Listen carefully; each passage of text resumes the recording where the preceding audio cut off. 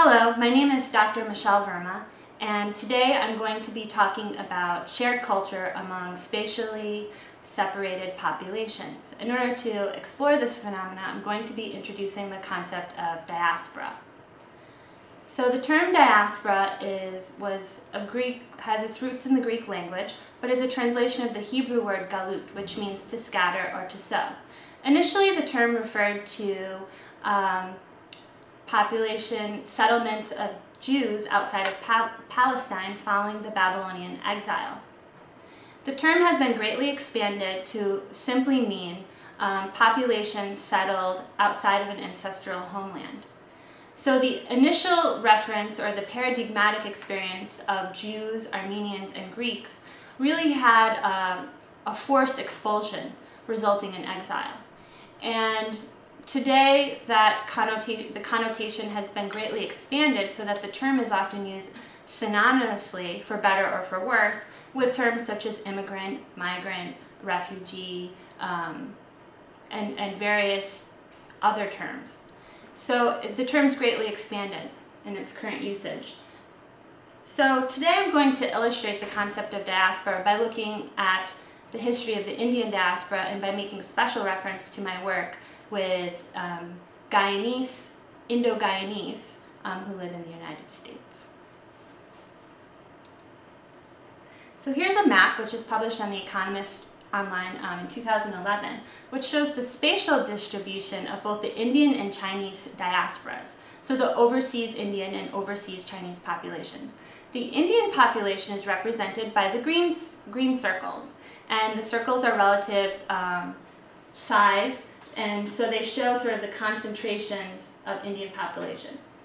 Outside of India, the country with the largest Indian population is the United States. In the 2010 census, there was 2.8 million Indians in the United States. Another region which has a large number of Indians is the Middle East. A lot of Indians have gone there to work on infrastructure and port projects. So there's spread over a number of nations, including the United Arab Emirates, Qatar, Bahrain, Saudi Arabia, and other nations in the region. There's over 5 million Indians. If we look at this map, we also see a large number of Indians in Sri Lanka and Malaysia. There was many pre-colonial trade contacts with these areas, so early migrations to those areas. Colonial migrations from India led to upwards of 1 million Indians in regions like the Caribbean and South Africa. And more recent migrations post-World War II have led to over 1 million Indians in developed nations like Canada and the UK. So I'm going to talk now about the different stages of the Indian migration that I just referred to. The earliest kind of stage was pre-colonial migration. These were trade contacts with East Africa and also Southeast Asia. Traders sought the abundant maritime and forest products in these regions. And so we see, particularly in Southeast Asia, a very extensive and religious influence in the region, Hindu and Buddhist. And these are pictures of 2 World Heritage sites. Both were initially built as Hindu temples. The one on the left in central Java was built to the Hindu Trinity, the creator, sustainer, and destroyer. And the temple on the right, Angkor Wat, which is now a Theravada Buddhist site, was originally built as a Hindu temple to Lord Vishnu. So just wanted to note that, you know, a lot of Hindu and Buddhist influence coming from South Asia has a very long history. But more recent and much more extensive migration was really during the colonial period. So during the 19th and 20th centuries, when the British sought out a cheap replacement for slave labor, and they tied Indians into work contracts to work on sugarcane plantations in the Caribbean, rubber plantations in Malaya, railroad projects in East Africa. And Indians worked under slave-like conditions, and they were tied mostly into 5-year contracts, which then they were promised free return, but many chose to settle in these new lands. So here we see phase 2, the colonial migration. Phase 3 is much more recent. We're talking the post-independence of India, 1947, and there was due to technological developments, communications revolution, and just the globalization of our world, we have seen the phenomena of just mass migrations from the underdeveloped south to the developed north. And many Indians have come to the United States, particularly since the liberalization of immigration in our country following the 1965 Immigration and Naturalization Act. And this is a map which shows the distribution of the Indian population here in the United States. And states that have 8% or more of Indians include Texas, California, Michigan, New Jersey, and New York State. Interestingly, following the Chinese population, Indians are the second largest Asian population in the US. And this population is the fastest growing exponentially. So since 2000, the population has grown by 64%, moving from 1.7 million to 2.8 million over a decade. Phase 4 really overlaps with this post-independence era migration. And so also in the Indian diaspora, we have second migration. So Indians not only left India, but they then sometimes move from a second country to a third location. And I'm going to talk about 2 examples of this type of twice migrant movement. One example is Uganda. With the independence of many African nations, there was an Africanization movement, and Idi Amin, wanting to reclaim agricultural land and property for indigenous Ugandans of African descent, decided to expel all people of Asian descent in 1972. He gave only 90 days for people of Asian descent, many of them Indian, to leave the country. Many of them sought refuge in the UK, Canada, and others went to India, a land that they had actually never been to. Many were of Gujarati origin. They were traders and successful bankers, and so they were viewed by the African population as wealthy and as having their rightful resources and perhaps wanting to reclaim those. So that's one example of a second migration where Ugandan Indians have moved to other nations. Another example of a second migration is the population that I study, which is the movement of Indians, people of Indian descent from Guyana to North America, primarily the United States. So people have left Guyana in increasing numbers since the 1980s because of Forbes Burnham's autocratic dictatorship. He nationalized a lot of industries and stopped importing basic foodstuffs, so even staples like wheat were not readily available during the 60s and the 70s and 80s. And because of this, and also increased ethnic tensions between Afro-Guyanese of African descent and Indo-Guyanese of Indian descent, many people fled Guyana and sought economic and educational opportunity in North America. So this population of twice migrants is the one that I've studied in New York City.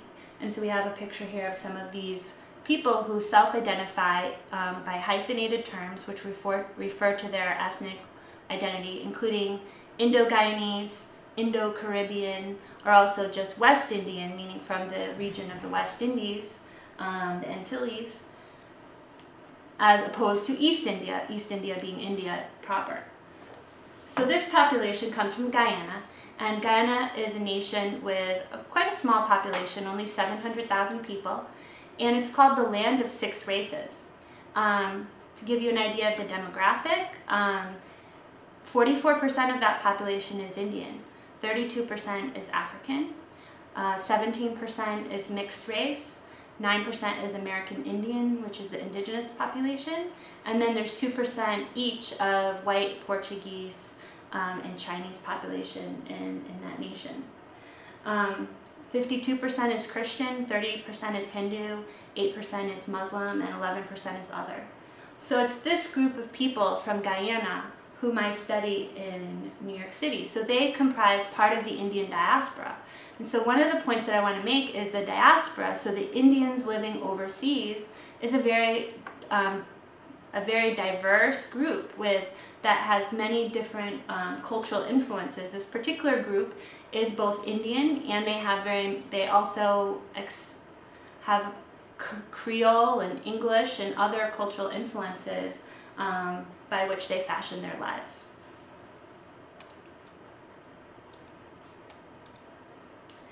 So this population from Guyana, they're moving to New York City in large numbers. And in this particular map, you can see the peninsula, which is Manhattan, and the borough of Queens, New York, which is close to JFK Airport. This red circle is an area where Indians from Guyana are moving to. Also, in this neighborhood, we find a lot of Indo-Trinidadians, or Indians from Trinidad, as well as from Suriname. The green circles represent areas where Indians have settled, East Indians who have emigrated directly from India. And so we can see there's a little bit of a spatial segregation as these groups are moving and settling in different neighborhoods. As you can see, there's a green circle that overlaps the red oval. That represents the Punjabi Sikh population. They are also emigrated directly from India, and they live in the same neighborhood as the Guyanese and Trinidadian Indians. So my research looks at really religious practice. How do Indo-Caribbeans practice Hinduism in Queens and New York City?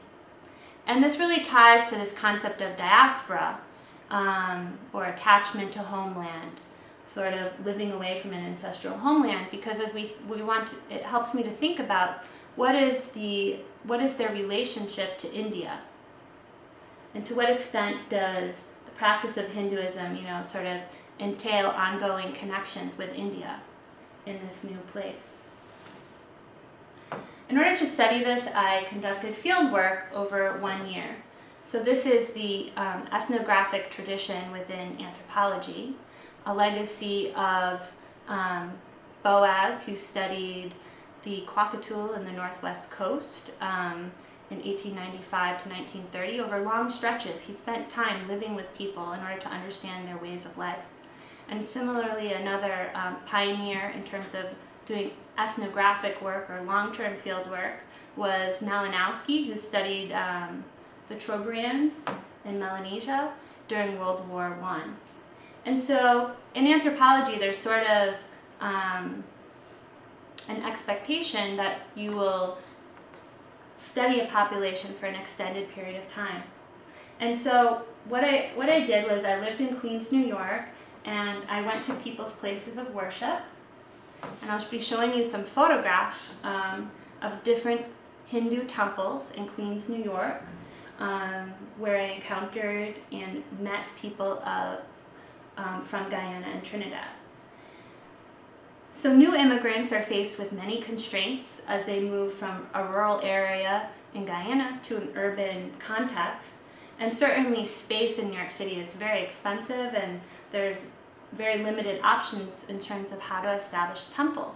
So I'm going to show you some slides of Hindu temples, which is really bricolage, or use of existing space and transformed into worship space. So here we see a house, which is now a temple, and it's signaled by the prayer flags in front of it. This is a photograph of a garage transformed into a temple, and they've used some artificial grass as a privacy screen. This storefront is now a worship space, and this community of Hindus meets on Sundays for 2-hour worship services. This temple was built from the ground up. It's a very basic square building, so very utilitarian, but it does have these gopurams or domes on the top, which the practitioners really feel signal the Hindu space, and the gopurams have on top Om symbols and the trident of Lord Shiva. So a lot of transportable material resources are used to create religious space, which evokes Indian culture. So here we see a group of worshipers, many donned and wearing traditional, what they view as traditional Indian clothing, salwar kameez and saris, very colorful and bright. And other material resources are imported from India in order to create the shrine or the worship space. Unlike in India, where deities are housed each in a separate altar, here in America we find that all of the deities are put on a single altar and worshipped collectively. So the worshippers sort of face the altar as an audience. And Indo-Caribbeans in particular, rather than going to the temple at any time of the day in order to receive darshan, meaning to see the deity and to be seen by the deity, they go for regular worship services more patterned along Christianity. So sort of a practice that has perhaps resulted from syncretism in the Caribbean. We see some emulation of Christian practices in terms of weekly Sunday services from 9 to 12, where a sermon is very prominent in that time period. So as you can see, the altars have deities on them. These deities are usually of white marble and imported from India, a place that's regarded as the sacred homeland of Hindus. And the fact that they come from India increases their sacrality and authenticity for this group. Here's a picture of me standing in front of these white marble murtis at Sri Trimurti Bhavan. So fieldwork involves participant observation, so going and participating in community events and doing the work of preparation. So this is a group that's preparing for a 7 to 9 day yajna or prayer event. As you can see, a lot of the aesthetic uses reds and yellows, colors which figure prominently in India, particularly in Hindu religious spaces. I attended, took copious field notes of all of these events, and this is a Hindu summer camp, and this is cultural events such as fashion shows, dances, plays, provided cues to cultural meanings with it and narratives which are important to this group. This is a photograph of a float during Pagwa parade. Pagwa is the festival of colors, or also more commonly referred to as Holi by North Indians. And it's a festival of the coming of spring, and it has many religious connotations, the triumph of good over evil.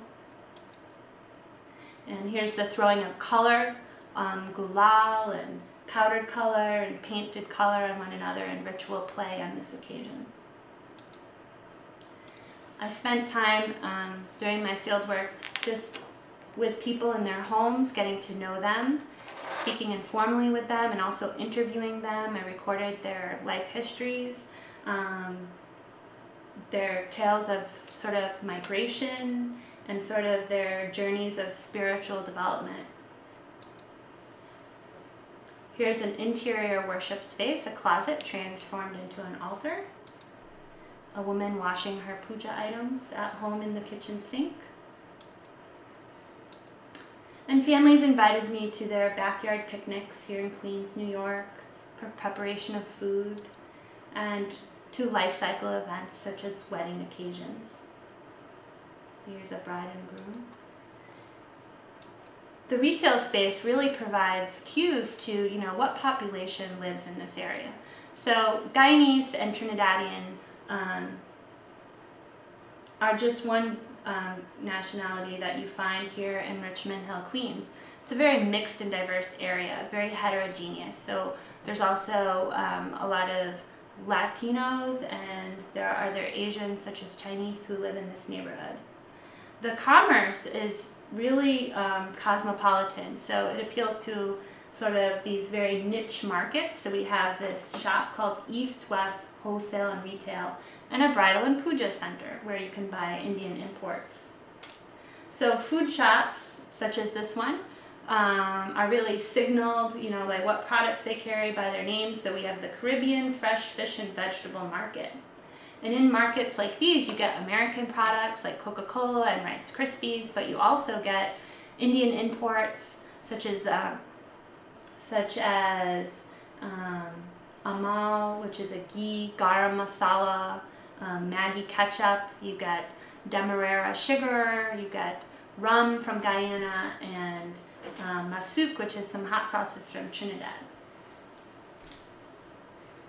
This is a picture of a bake shop, and there's a number of Trinidadian roti shops lined along this road and on Liberty Avenue.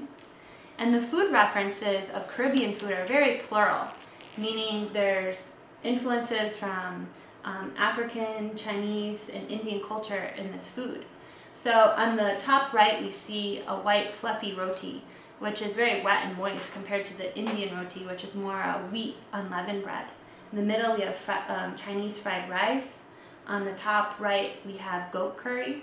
The bottom left, we have salara, which is a sweet dish, a cake.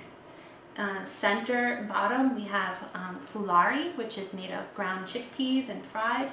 And then the bottom left is gira chicken, along with some stewed potatoes and stewed spinach. So these pictures are just meant to give you an idea of some of the things that I saw and did during my field work in Queens, New York with this particular population. And part of that field work involved taking pictures, doing map and survey work, interviews, collecting questionnaires, and just collecting material evidence. So if you would you could scan here and you can see some of the material things that I collected, which helped me to get a better understanding of the kinds of discourses that people used in talking about their homelands. So I collected journals and newspapers, temple calendars, invitations, and other things in order that I could later analyze.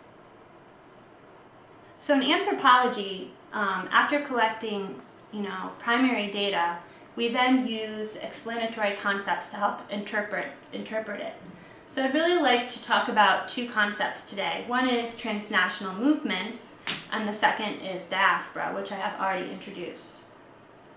So transnational movements, the word itself is really provides a clear understanding of its denotation. Trans meaning across, and movements. So transnational, across national borders. So Stanley Tambaya, 2000, really identifies three key transnational movements: people, capital being money and goods, and also information. And these flows, which contribute to the globalization of our world, really help to sustain or create diasporic attachments to lands overseas. Because of these movements, we have the importation of goods like the ketchup and like music that you can get in these shops in Richmond Hill. So Caribbeans are able to consume not only classical Hindi music, but also Punjabi remixes and music from the Caribbean like calypso and soca and chutney. Due to transnational movements, all of these material artifacts and information and resources are available in order for them to create their lives. So the main point is that culture circulates, and Indian culture is not identical with one place. Indian culture is not identical, does not map on only to India. We find Indian culture throughout the world, and it exists in many different variations. So from this, we learned that Indian culture is not genetically transmitted. Culture is learned, so therefore it's available as a resource to all people, of different racial and ethnic backgrounds. So culture is learned, and culture has many versions. So here I'm introducing you to one version of Indian diasporic culture. We're looking at Indo-Caribbean culture in New York City. So Indo-Caribbeans really make use of these portable kind of Indian cultural resources in the religious domain. And I've mentioned some of them already. You know, they use language, they use Hindi and Sanskrit in their religious services. They wear clothes which they import from India, like salwar kameezes. They adopt Indian practices such as sitting on the ground to show respect to the deities. Colors like oranges and yellows evoke a certain traditional Hindu aesthetic, which is very predominant throughout India. The caste system was not able to be reconstituted in the Caribbean outside of India. However, nomenclature and certain status labels like Brahmin, the highest caste, remain important within the religious domain, particularly for priests. And sacred texts like the Ramayana and the Bhagavad Gita have been sort of transmitted orally, historically, by indentured laborers, and now increasingly, you know, these immigrants have access to the written text and electronic text on the World Wide Web. So now that I've sort of introduced the history of the Indian diaspora in terms of, you know, how did the Indian population spread throughout the world, I'm going to go deeper into what do we mean by diaspora. So I'd like to read to you William Safran's definition of a diaspora. He defines it as, quote, an expatriate minority community whose members share several of the following characteristics, which I've summarized on this slide. So 1, they or their ancestors have been dispersed from a specific original center to 2 or more peripheral or foreign regions. 2, they retain a collective memory, vision, or myth about their original homeland, its physical location, history, and achievements. 3, they believe that they are not, and perhaps cannot be, fully accepted by their host society and therefore feel partly alienated and insulated from it. 4, they regard their ancestral homeland as their true ideal home and as the place to which they or their descendants would or should eventually return when conditions are appropriate. 5, they believe they should collectively be committed to the maintenance or restoration of their original homeland and to its safety and prosperity. And 6, they continue to relate personally or vicariously to that homeland in one way or another, and their ethno-communal consciousness and solidarity are importantly defined by the existence of such a relationship. So at this time, I'd like you to watch a 10-minute clip from a film called Once More Removed by Shundal Persad.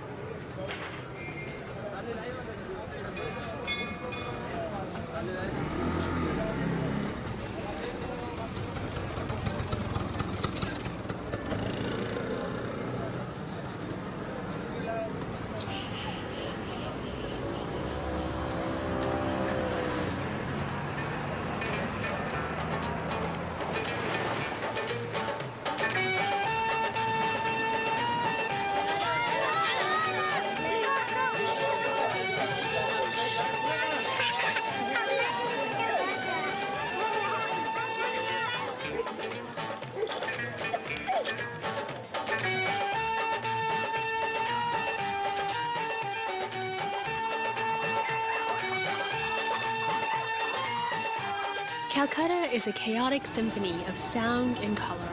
It has twice the population of New York. It's loud, run down, with generations of history written on its walls.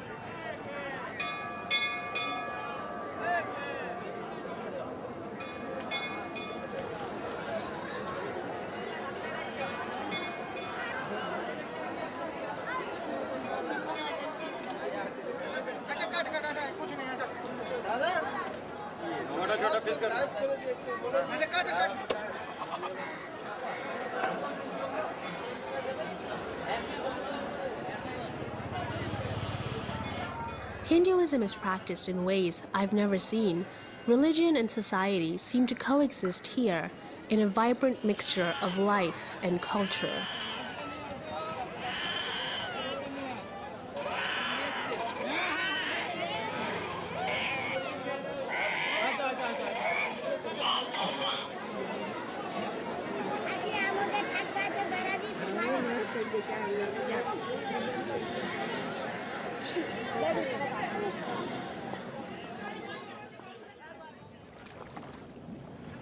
This place is important for performing rituals for the ancestors or the people who were dead in the past. Because my mom and dad, they think, why do you have an attachment to your forefathers? Exactly. And even I don't understand it. Yeah. As a Hindu, you have. That's why you came back.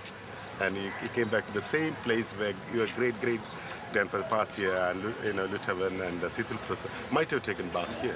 I mean, this is sacred for every Hindu, but of course, the place looks a little ugly. You can't say dirty, but it is sacred for the Hindus and as well as the Pandits here. He will perform the puja and do it.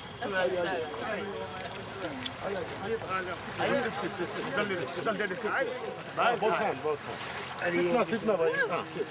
बुधवार से निकाय गोत्र याद है क्या नाम अपना की नाम Shindal. से ये ऐसे निकालना पड़ेगा ठीक है इस तरह यहीं बैठिए मंत्रा तो उतरो जोर से बोलिए ना कितने देर तक that's it. Oh, that's it? Yeah, he plus. Ganga ji, see what he said now, the Pandit has recited mantra for your ancestors and he said your name and all your ancestors. Oh my God.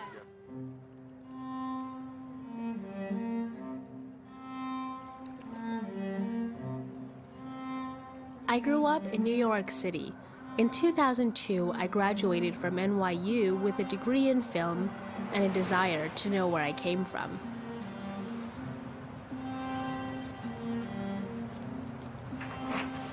You are crazy, very crazy. From the day you started college, you took a stupid course. Why? Why do you say that? You're not glad I'm a filmmaker? No. If you had it your way, what would you like me to be? Something different. Like what? I don't know, accounting, business, medical. I was born in Guyana. My family moved to the United States in the mid-1980s. This makes us twice removed. Dad, do you think I'm crazy? No. That's one of the best fields in the world. Why? In my book, that's the #1 field, how I see it. Because it will bring to people's eyes what they never see. And they will see it and have an opportunity to analyze it and know the world. When I surrendered my Guyanese passport, I became an American citizen. But does this make me American? I don't look American, and I don't feel Guyanese. I've always been told that India is my family's homeland, but I don't know anything about India. I left for Vietnam because the country was bad. We have to keep vigilante group. People were breaking down houses, and I was scared to live there. Jobs weren't there, food wasn't there. A lot of people were living in poverty, so that leads to crime. When we left Guyana, I was too young to understand why my parents and countless other Guyanese would pick up and flee the country of their birth. My family has never been back. There was a town called Wismar. When the government then burned down the whole town, killed almost all the Indians, people raped the Indians and displaced them, chased them out from that town.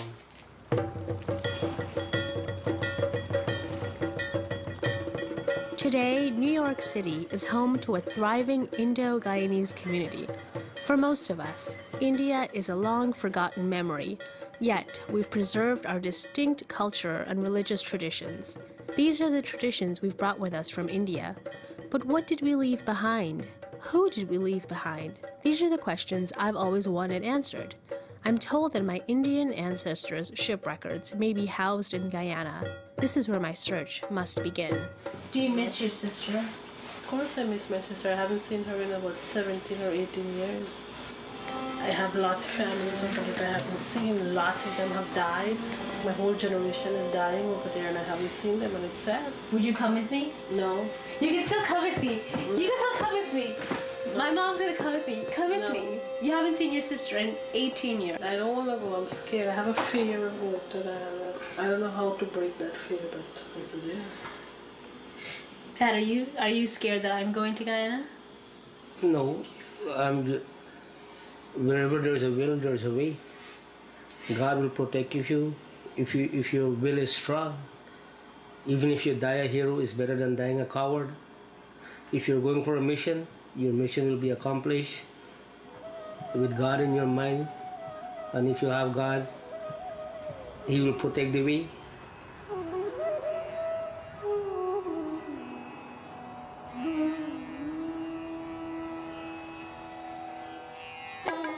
Today, more than 20 million Indians are spread across the world.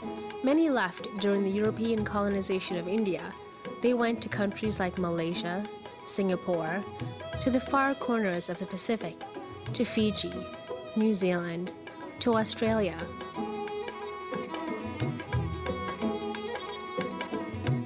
Today, Indians are the majority population in Mauritius.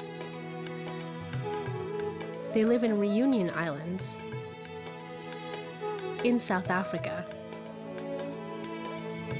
In more recent years, mass populations have migrated to the Gulf region, settling in Saudi Arabia, the United Arab Emirates.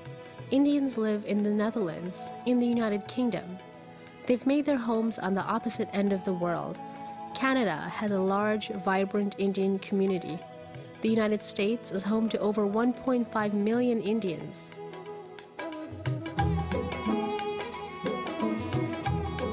Large communities of Indians live all over the Caribbean, in Trinidad and Tobago, in Guyana, and countless others.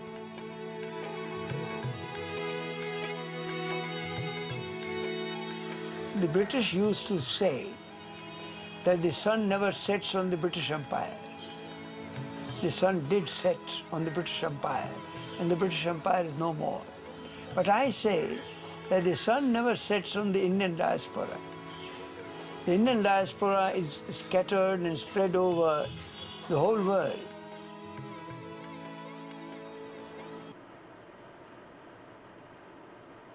Hello, we're returning after watching a clip from Chandal Persad's film, Once More Removed. And I'd like you to consider the following question. In what way is Chandal a diasporic subject? So we're going to kind of take some quotes from the film in order to illustrate the characteristics that Safran has identified as constituting a diaspora. So Safran defines a diaspora with the following terms. He says it's an overseas minority community dispersed from an original center. And Chandal says, she says, I was born in Guyana and my family moved to the US in the mid-1980s. This makes us twice removed. So the original center that she's twice removed from is India. And in this next slide, I show you a picture on the left of the indentured laborers who, in Guyana, they were brought to the Caribbean between 1838 and 1917. 250,000 Indians in total were brought to the Caribbean to work on sugarcane plantations. And then the picture on the right shows the current immigrant community in New York City, which Chandal belongs to. This is a young group at a health fair in Richmond Hill, Queens, New York.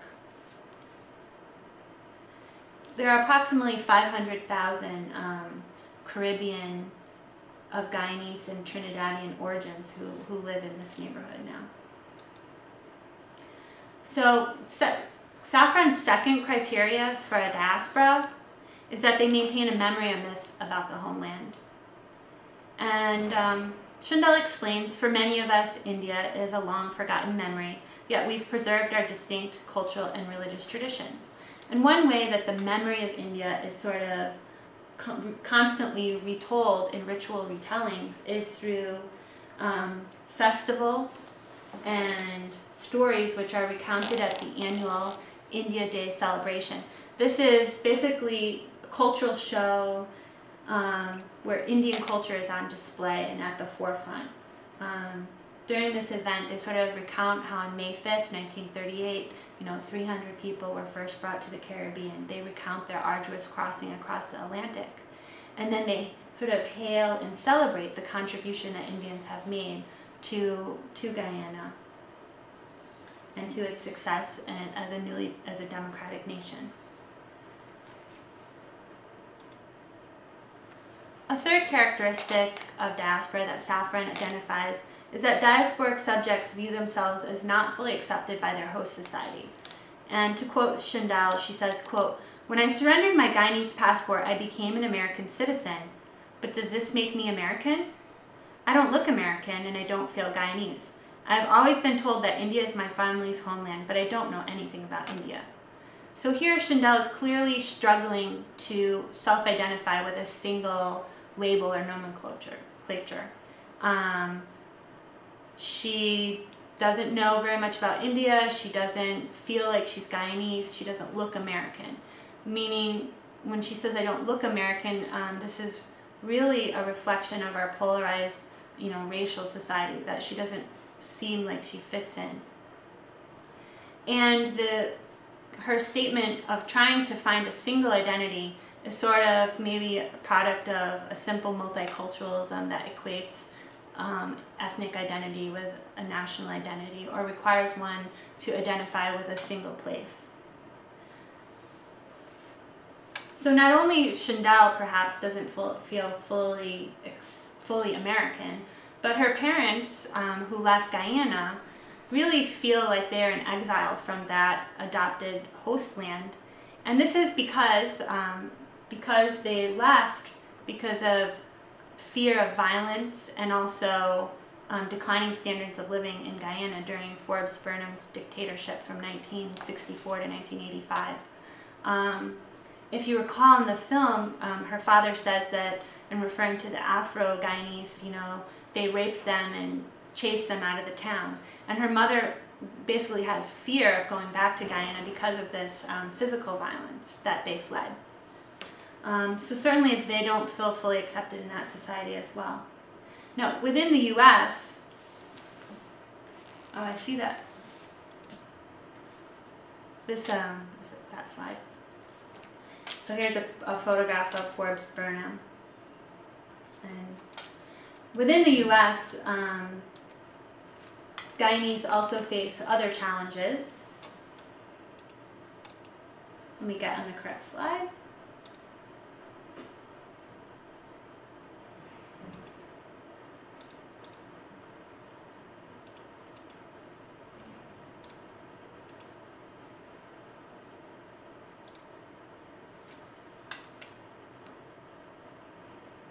And some of these challenges that they face in the United States, I've summarized here.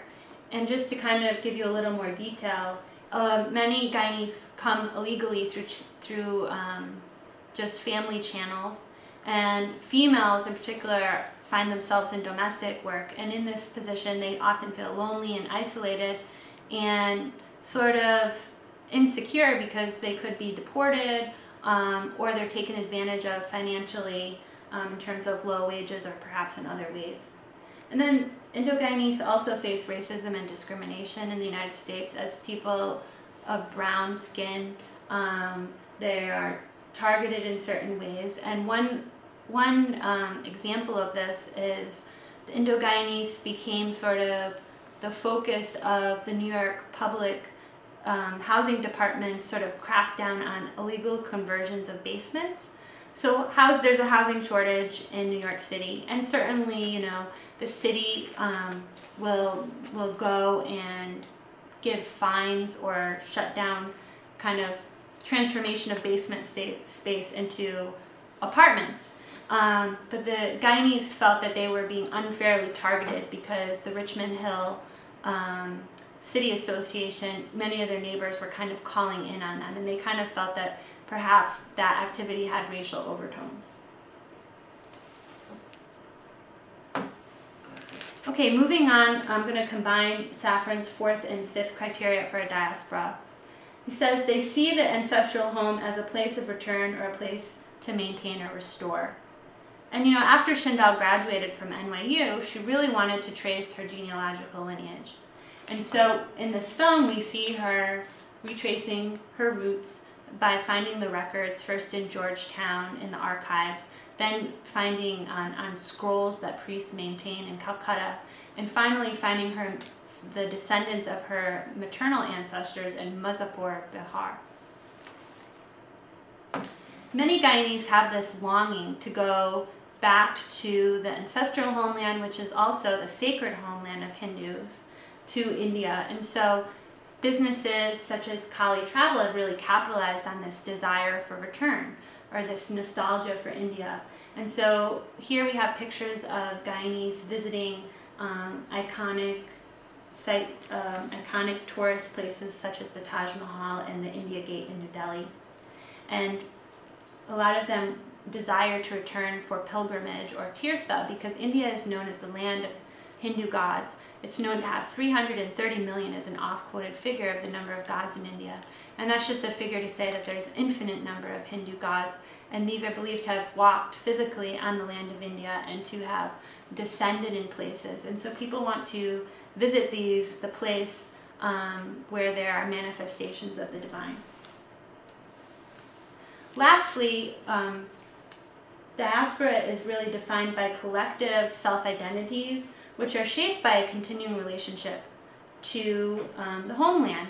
And so these trips back to India really help to sustain a relationship with India, and that's just one way where Indianness is kind of consumed, is through tourism, but also Indianness can be consumed through food and through clothing and through music and watching of videos, and all of this consumption also shapes ways of understanding the self.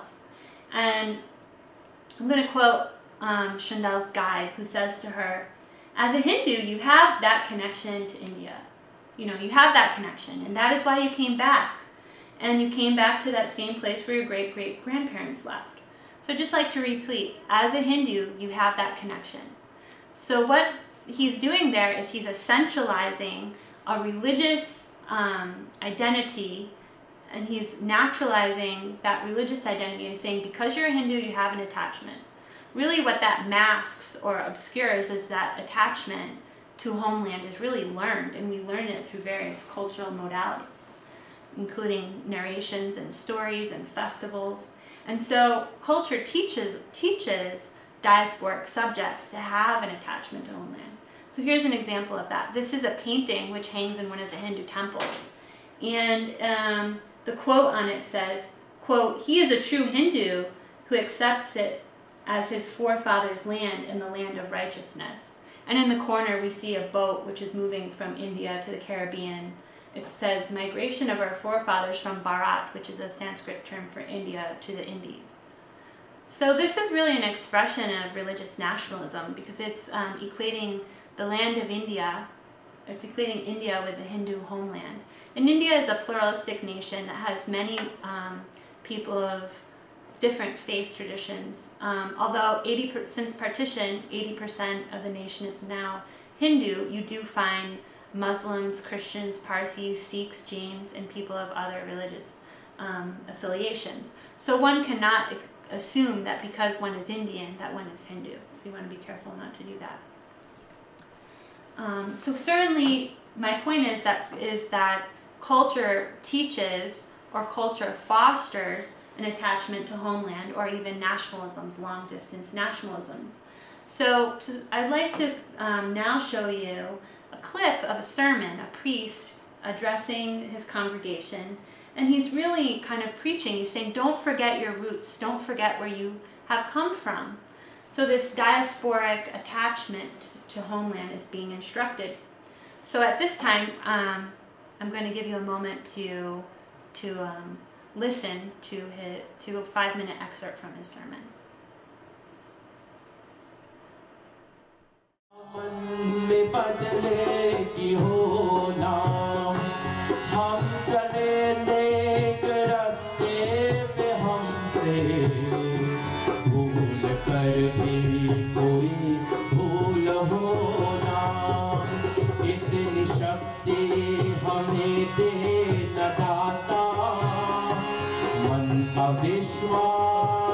kamjor hona. God, give me that much strength.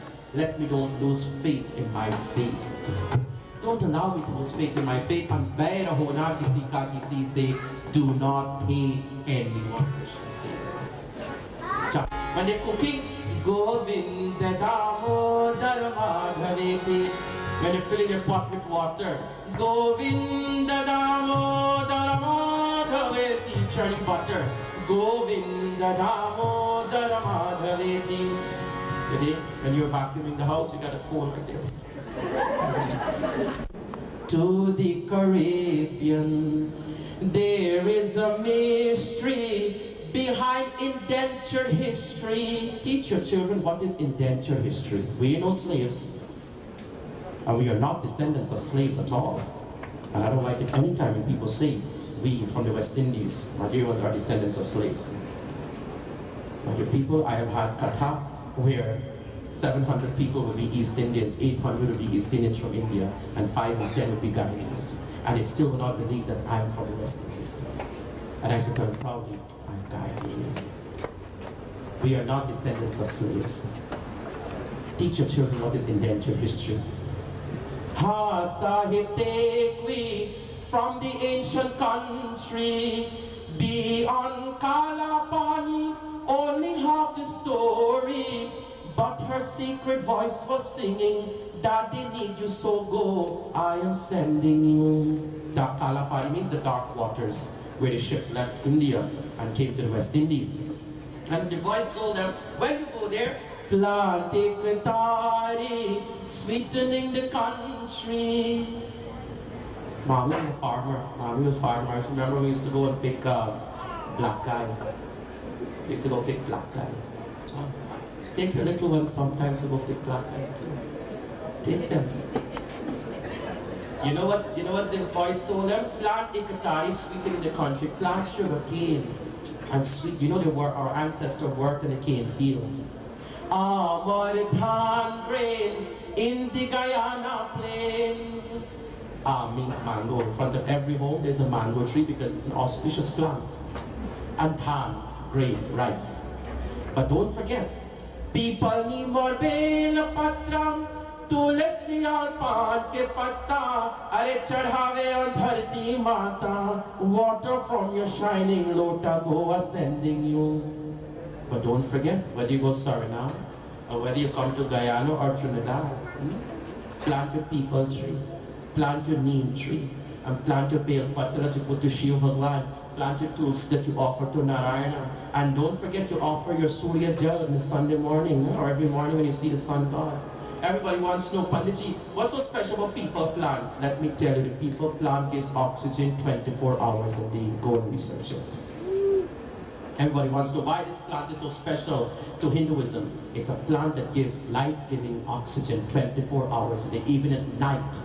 Even at night it gives off oxygen. The neem, highly medicinal plant. Even the tulsi, my dear people. Recently my mother was watching a show on TV, and they were talking about hair. I seem to be old age, I seem to be losing a few. Mamu, I don't know if it'll work for you, but I will give it a try. And it says to take tulsi, grind tulsi and put it on the hair, so I tried that next week. What does it mean, my dear people? We have left our Guyana.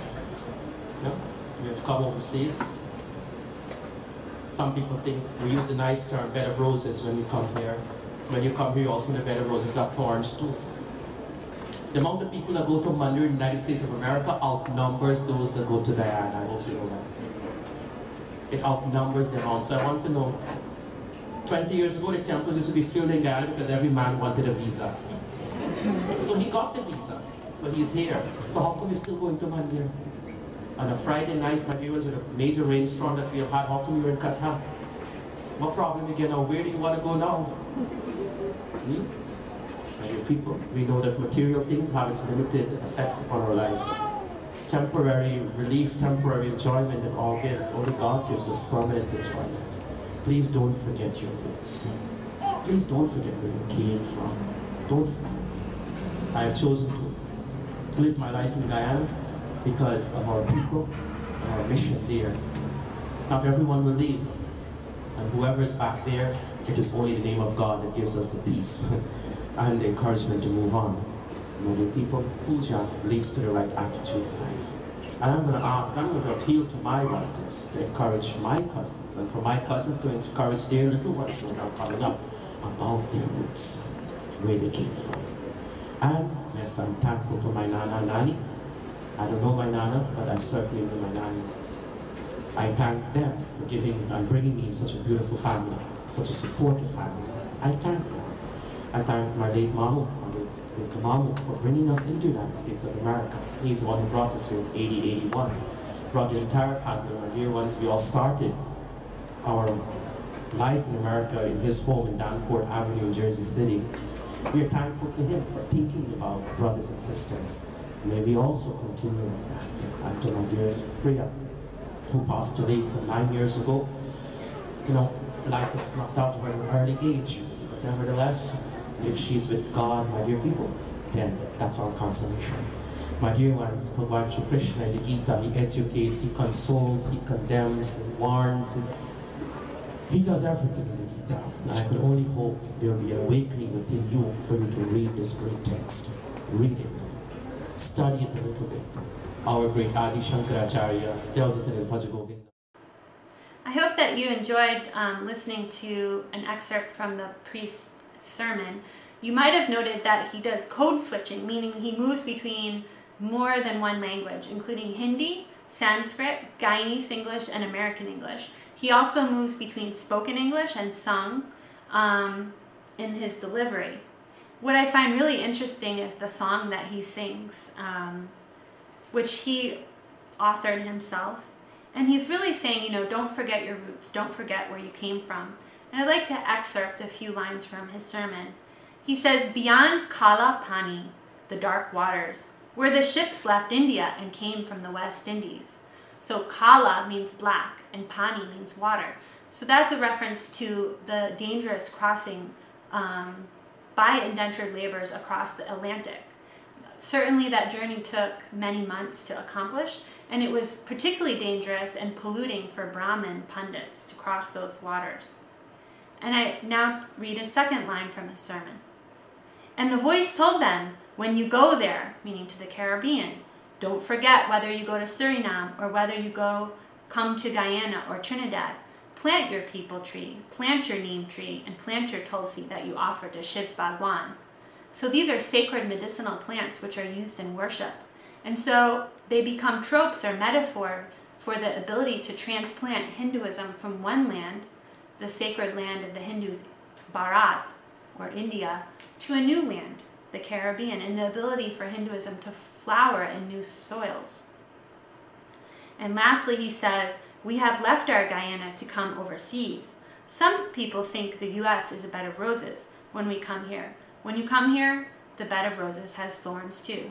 So clearly this speaks to the challenges of the immigrant experience that we addressed earlier, and why diasporic subjects may not feel fully accepted by their host society. So really the diasporic sentiment is really evident in the language that the pundit and the sentiment expressed in this particular sermon.